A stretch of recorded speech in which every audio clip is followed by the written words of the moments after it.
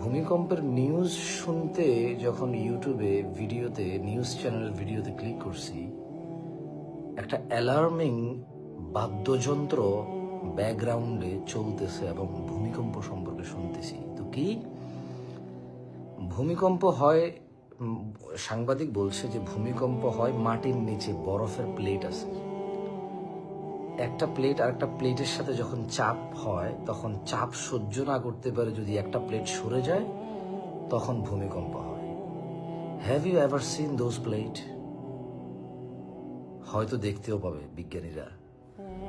এটা কিন্তু সবাই বিলিভ করতেছে, প্রত্যেকটা মুসলমান এটা বিলিভ করতেছে যে মাটির নিচে বরফের প্লেট আছে, একটা প্লেট একটা প্লেটের সাথে বাড়ি খেয়ে যদি চাপ সহ্য না হয় তখন একটা প্লেট সরে গেলে, বরফের প্লেট সরে গেলে ভূমিকম্প হয়। কিন্তু মুসলিমরা হাদিসটাকেও বিলিভ করতেছে না, যে যেখানে গান বাজনার ব্যাপকতা হবে,